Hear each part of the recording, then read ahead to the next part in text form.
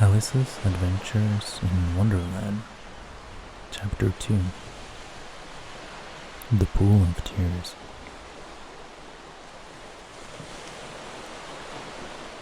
"Curiouser and curiouser," cried Alice.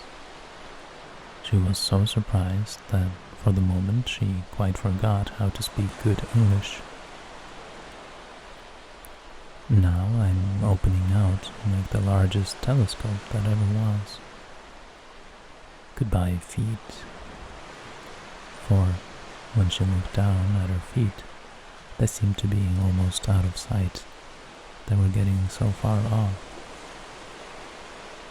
"Oh, my poor little feet. I wonder who will put on your shoes and stockings for you now, dear.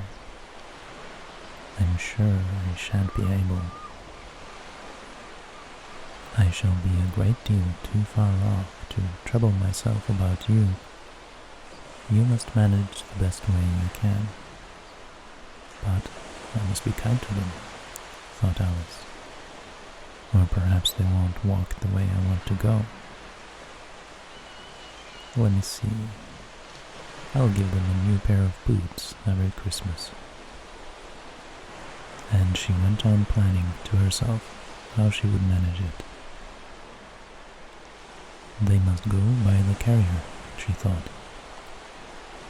"And how funny it'll seem, sending presents to one's own feet, and how odd the directions will look. Oh dear, what nonsense I'm talking." Just then her head struck against the roof of the hall. In fact, she was now more than 9 feet high, and she at once took up the little golden key and hurried off to the garden door.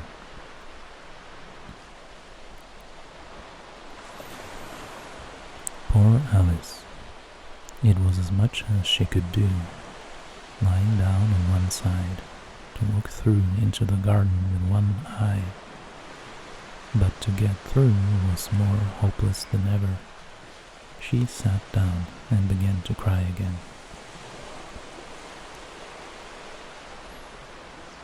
"You ought to be ashamed of yourself," said Alice. "A great girl like you," she might well say this, "to go on crying in this way. Stop this moment, I tell you." But she went on all the same, shedding gallons of tears, until there was a large pool all around her, about 4 inches deep and reaching half down the hall. After a time, she heard a little pattering of feet in the distance, and she hastily dried her eyes to see what was coming. It was the White Rabbit returning, splendidly dressed, with a pair of white gloves in one hand and a large fan in the other. He came trotting along in a great hurry, muttering to himself as he came. "Oh, the Duchess, the Duchess. Oh, won't she be savage if I keep her waiting?" Alice felt so desperate that she was ready to ask help from anyone. So, when the rabbit came near her, she began in a low, timid voice, "If you please, sir."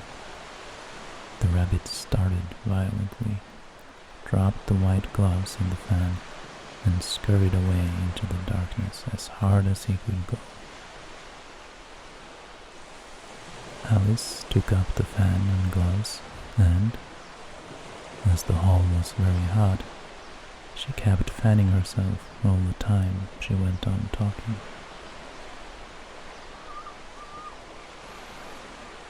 "Dear, dear, how strange everything is today. And yesterday things went on just as usual. I wonder if I've been changed in the night. Let me think. Was I the same when I got up this morning? I almost think I can remember feeling a little different. But if I'm not the same, the next question is, who in the world am I? Ah, that's the great puzzle. And she began thinking over all the children she knew that were of the same age as herself, to see if she could have been changed for any of them. I'm sure I'm not Ada, she said, because her hair goes in such long ringlets and mine doesn't go in ringlets at all. And I'm sure I can't be Mabel, for I know all sorts of things, and she knows so very little. Besides, she's she, and and oh dear, how puzzling it all is. I'll try if I know all the things I used to know. Let me see. 4 times 5 is 12, and 4 times 6 is 13, and 4 times 7 is... oh dear. I shall never get to 20 at that rate. However, the multiplication table doesn't signify. Let's try geography. London is the capital of Paris, and Paris is the capital of Rome, and Rome... No, that's all wrong, I'm certain. I must have been changed for Mabel. I'll try and say, how doth the little... And she crossed her hands on her lap, as if she were saying lessons, and began to repeat it. But her voice sounded hoarse and strange, and the words did not come the same as they used to do. How doth the little crocodile improve his shining tail, and pour the waters of the Nile on every golden scale? How cheerfully he seems to grin, how neatly spread his claws, and welcome little fishes in with gently smiling jaws. I'm sure those are not the right words, said poor Alice, and her eyes filled with tears again as she went on. I must be Mabel after all, and I shall have to go and live in that poky little house and have next to no toys to play with, and oh, ever so many lessons to learn. No, I've made up my mind about it. If I'm Mabel, I will stay down here. It will be no use them putting their heads down and saying, "Come up again, dear." I shall only look up and say, "Who am I then? Tell me that first. And then, if I like being that person, I'll come up. If not, I'll stay down here till I'm somebody else." But, oh dear, cried Alice, with a sudden burst of tears. I do wish they would put their heads down. I'm so very tired of being all alone here. As she said this, she looked down at her hands, and was surprised to see that she had put on one of the rabbit's little white gloves while she was talking. How could I have done that? She thought. I must be growing small again. She got up and went to the table to measure herself by it, and found that, as nearly as she could guess, she was now about 2 feet high, and was going on shrinking rapidly.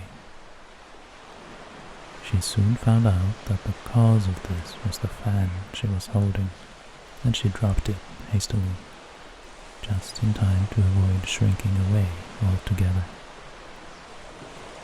"That was a narrow escape," said Alice, a good deal frightened at the sudden change, but very glad to find herself still in existence. "And now for the garden." And she ran with all speed back to the little door. But, alas, the little door was shut again, and the little golden key was laying on the glass table as before. "And things are worse than ever," thought the poor child, "for I was never so small as this before, never. And I declare it's too bad, it really is."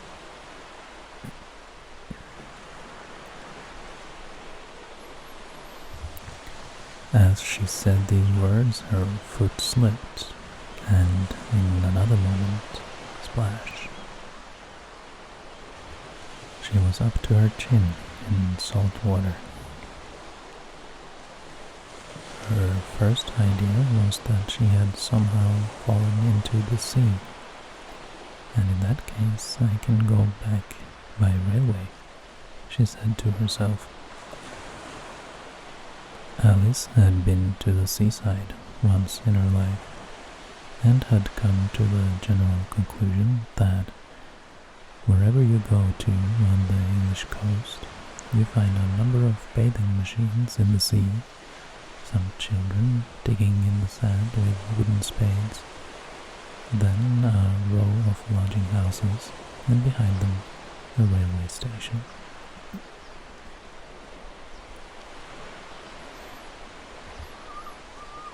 However, she soon made out that she was in the pool of tears which she had wept when she was 9 feet high.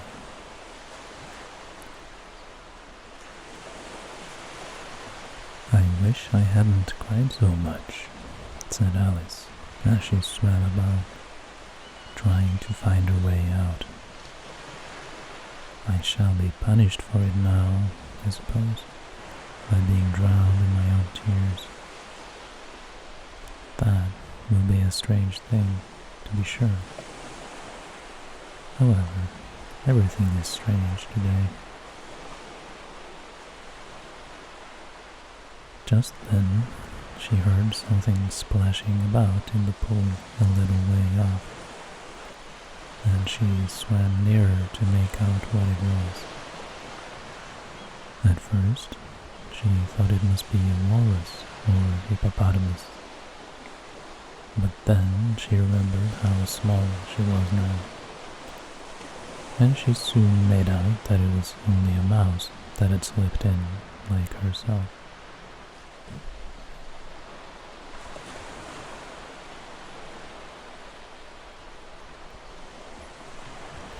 Would it be of any use now, thought Alice, to speak to this mouse? Everything is so out of the way down here that I should think it's very likely it can talk. At any rate, there's no harm in trying. So she began, "Oh, mouse, do you know the way out of this pool? I am very tired of swimming about here, oh mouse." Alice thought this must be the right way of speaking to a mouse. She had never done such a thing before, but she remembered having seen in her brother's Latin grammar, "a mouse, of a mouse, to a mouse, a mouse, oh mouse." The mouse looked at her rather inquisitively and seemed to her to wink with one of its little eyes, but it said nothing. "Perhaps it doesn't understand English," thought Alice. "I dare say it's a French mouse, come over with William the Conqueror." For, with all her knowledge of history, Alice had no very clear notion how long ago anything had happened. So she began again. Où est ma chatte? Which was the first sentence in her French lesson book.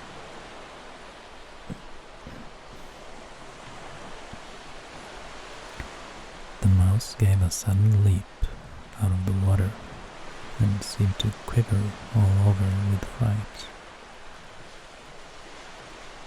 "Oh, I beg your pardon," cried Alice hastily, afraid that she had hurt the poor animal's feelings. "I quite forgot you didn't like cats." "Not like cats," cried the mouse in a shrill, passionate voice. "Would you like cats if you were me?" "Well, perhaps not," said Alice in a soothing tone. "Don't be angry about it. And yet I wish I could show you our cat Tina. I think you'd take a fancy to cats if you could only see her.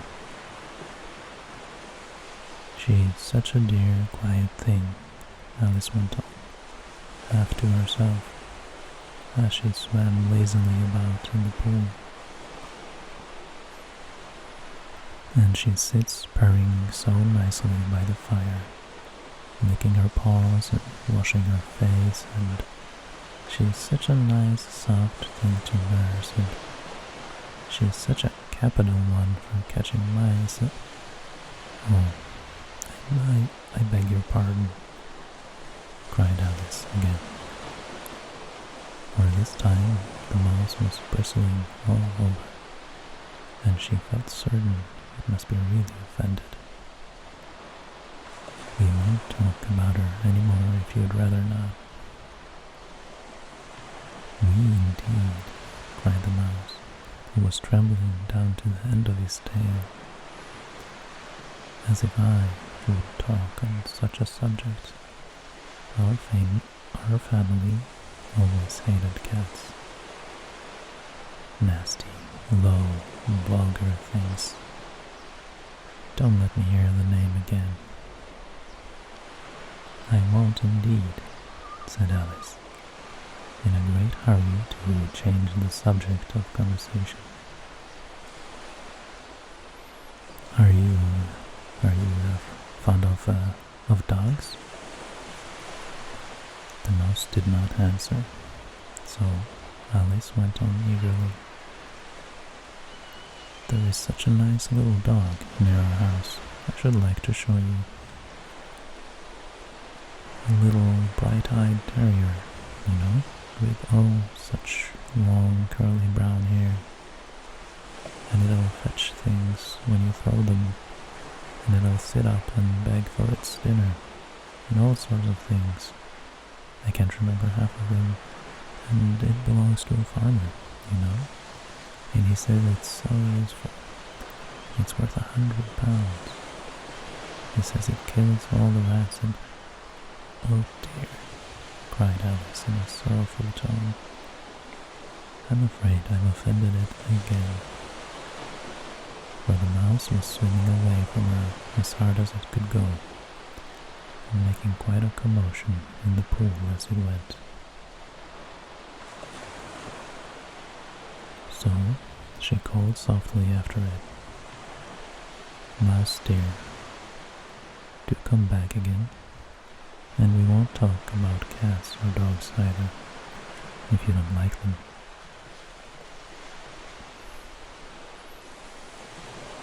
When the mouse heard this, it turned around and swam slowly back to her. Its face was quite pale, with passion, Alice thought. And it said in a low, trembling voice, "Let us get to the shore, and then I'll tell you my history, and you'll understand why it is I hate cats and dogs."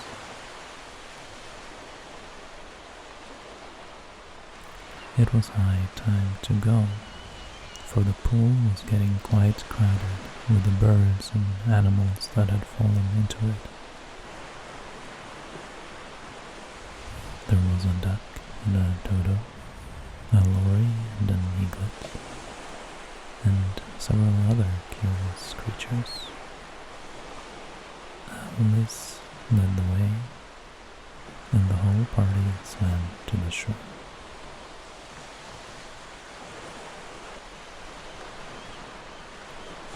And with that, I hope you've gotten really sleepy and relaxed, and that you're ready for dreamland. Sleep well, and have a good night.